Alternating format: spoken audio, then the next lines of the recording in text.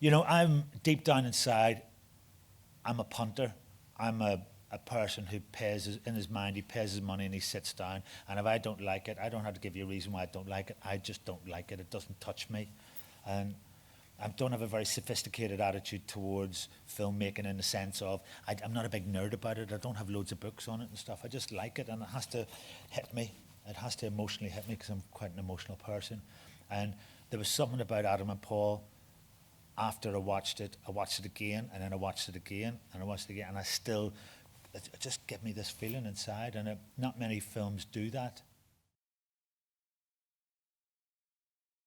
In terms of kind of like sort of cinema and sort of film in your life, obviously you've acted in a lot of films. I mean, sort of, if you look at a directory of the best British films of the last kind of 10 years, your name crops up in a huge number of them. And I just wonder if you could just tell me in terms of what kind of role film played in your life. Did you used to go to the cinema a lot? Did you watch film on telly? How did it kind of fit in with your family?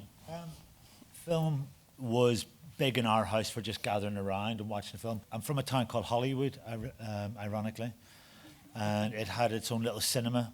It was a local flea pit, and I remember going with Mum and a couple of her mates and the kids. We went to a Saturday afternoon seeing Sound of Music when it first came out. So that's giving my age away there.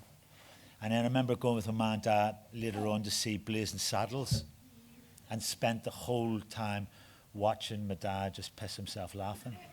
But the film, I suppose, for me, 16, around about 79, there was Warriors came out. And I remember going to see Warriors.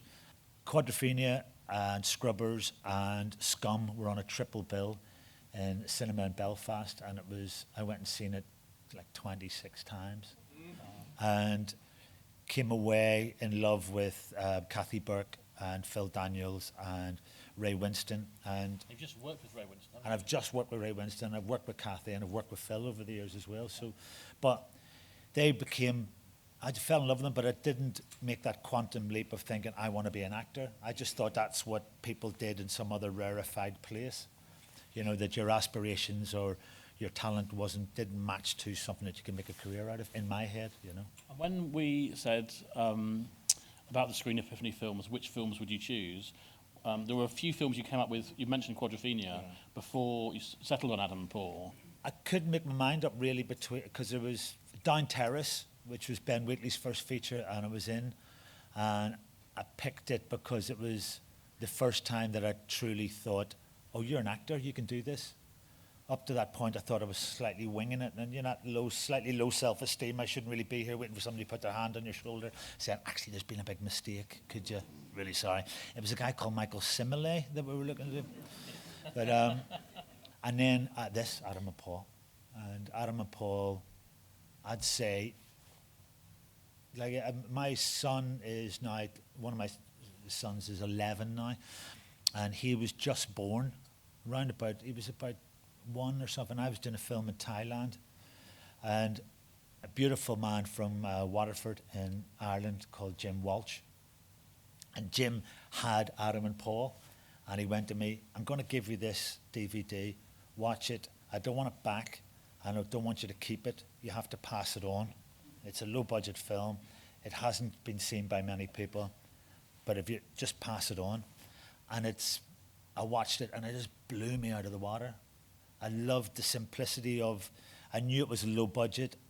I just loved the love affair that was on there with two men who loved each other because they loved heroin. And there was a third party in the relationship, you know what I mean? Like a Hewitt. They had a little heroin Hewitt in the relationship.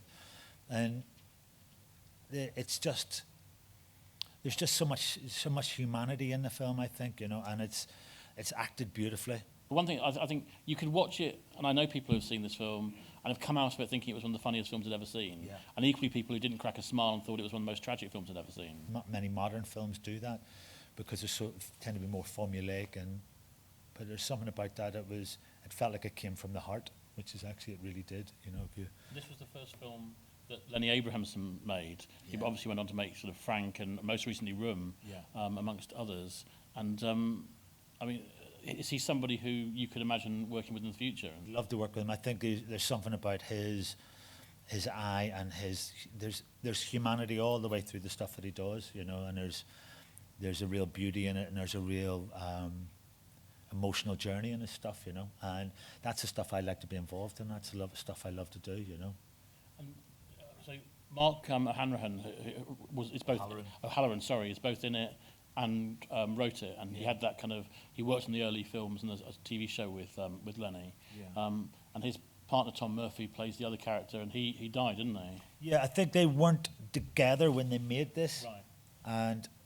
and don't quote me on it, but I think what had happened was they had somebody to play the part that Mark's playing, and they had an actor in place, and then something happened and the actor dropped out, and they were going to be shooting. So I think Lenny and the production just went to Mark, well, you wrote the freaking thing. Why don't you do it rather than us having to recast? So Mark played it, and Tom and him were ex-partners, but they had a really loving relationship. You know, they had that sort of, you know, they love each other, but they can't be with each other anymore. They do each other's heads in, but they really love each other. So it's a real passion, non-passion thing where you know each other too well. And so I think that's part of it as well. And I knew none of this before watching it, but I don't think it ruins it to know that for you there. I think it's a real kind of acting barometer as well in terms of Tom's work. A lot of it was like this was on stage. He was like multi kind of award-winning sort of stage actor both here and in America, as well as his sort of film work. And he was a real kind of actor through and through. And this is a really, I mean, it's kind of meaty role as an actor, but a very difficult role. the performances in it are just sublime. They're just sublime performances, and you know, there's a tagline that people have put to it, which I think really suits it, and it does sound a wee bit, you know, it is Lauren Hardy meets Samuel Beckett. It just really is. There's a real waiting for Godot moment stuff to it, and there's a real Laurel and Hardy moments to it, but it's in the performances and the characters, and there's not a weak link in the film. Even the smallest characters come in, you believe them. I believe their universe. It's one of the best opening scenes that I've seen in a film.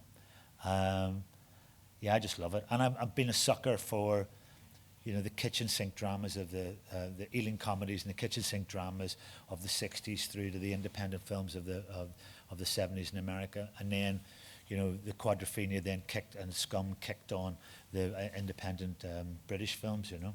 And so for Ireland to come in and be able to make this stuff, and they're making it brilliantly and have done for quite a while, that was one of the first times I'd seen it. I'd seen an Irish film that I just thought, oh man, that's just fucking brilliant. Brilliant. So, big thank you for finding the time to be with us here tonight. A big thank you to Michael Smiley. Thank you very much.